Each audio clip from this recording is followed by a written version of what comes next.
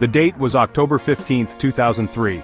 A seemingly ordinary day, commuters boarded the MV Andrew J. Barberi, a familiar sight in the waters between Manhattan and Staten Island. Little did they know, this routine journey would soon transform into a scene of unimaginable horror. As the ferry, carrying over 1,500 passengers, approached the St. George terminal, a sense of unease began to grip those on board. The once familiar rumble of the engines seemed different, the approach to the dock unusually fast. The MV Andrew J. Barberi, a symbol of New York City's bustling harbor, was about to become synonymous with tragedy. The clock ticked past 3:20 p.m., and the unthinkable occurred. With a deafening roar, the ferry slammed into a concrete pier, its massive hull crushing against the unforgiving structure. The impact sent shockwaves through the vessel, tossing passengers violently and unleashing chaos. Amid the twisted metal and shattered glass, the cries of the injured pierced the air. First responders raced to the scene, a scramble against time to reach those trapped within the mangled wreckage. The nation watched in horror as the true extent of the disaster unfolded, a tragedy that claimed the lives of 11 innocent people and left countless others injured. The immediate aftermath of the crash was a chaotic whirlwind of sirens, flashing lights, and desperate pleas for help.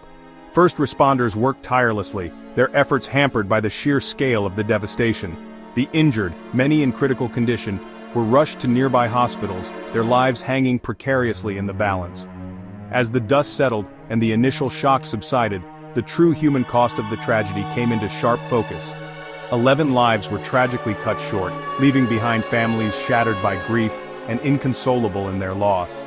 The victims, ranging in age from 25 to 52, represented a cross-section of New York City, students, professionals, parents, and grandparents, all bound together by the simple act of boarding a ferry on a Wednesday afternoon. Their stories, each unique and filled with unfulfilled dreams, served as a poignant reminder of the fragility of life. The physical injuries, some severe and life-altering, would leave lasting scars on the survivors. Broken bones, head trauma, and deep lacerations were just some of the visible reminders of the harrowing experience. Yet beyond the physical, there were invisible wounds, the psychological trauma, the haunting memories, and the fear that would linger long after the headlines faded. The crash of the MV Andrew J. Barberi was not just a maritime disaster, it was a human tragedy of immense proportions. As investigators began piecing together the events leading to the crash, their attention quickly focused on the ferry's pilot house. At the helm, responsible for guiding the massive vessel safely into the dock, was Assistant Captain Richard J. Smith. However, as the ferry approached the terminal, tragedy struck. Smith, inexplicably, blacked out.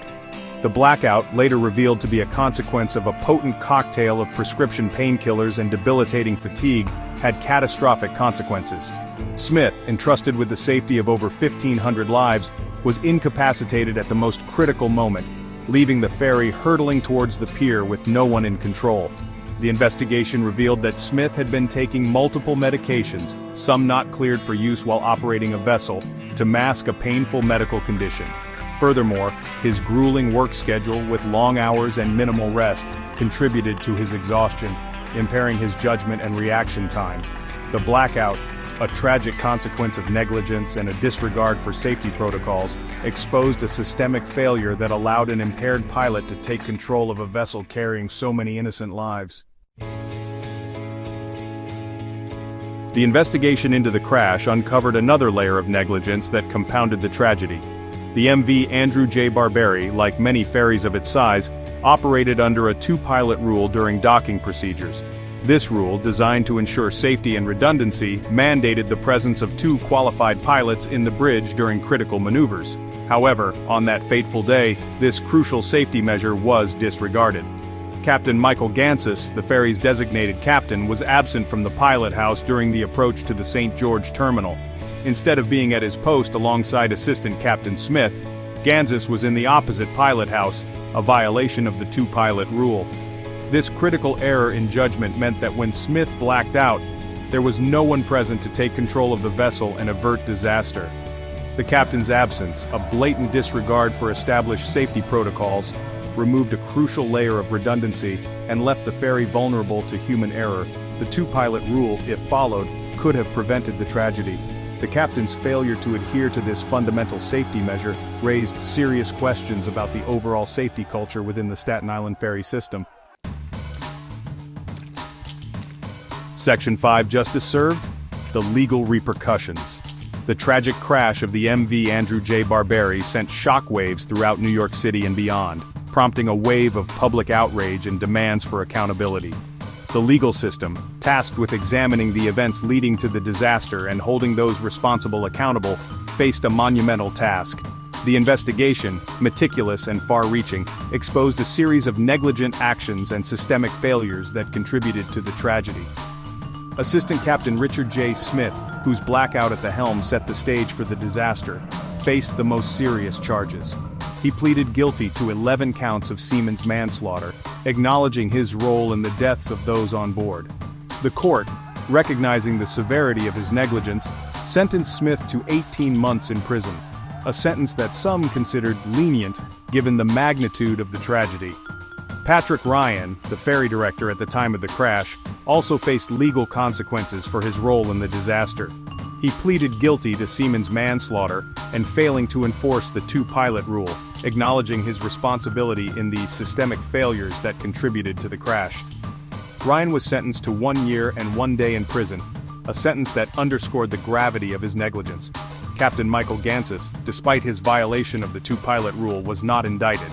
However, he was fired from his position and surrendered his marine license, effectively ending his career as a ferry captain.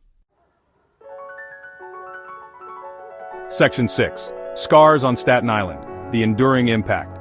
The crash of the MV Andrew J. Barberi left an indelible mark on Staten Island, a community bound together by the waters that both connect and divide.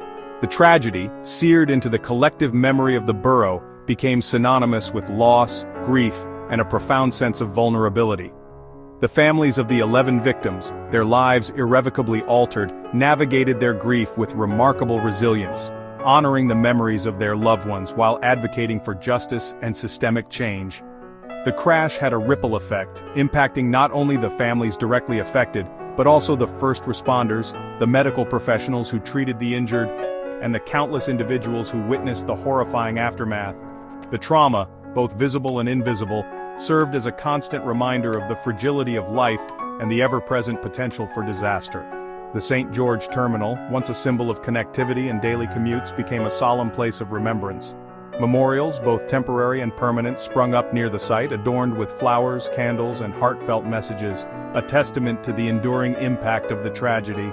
The crash of the MV Andrew J. Barberi was a stark reminder that even in the midst of routine, tragedy can strike without warning, leaving behind a community forever changed.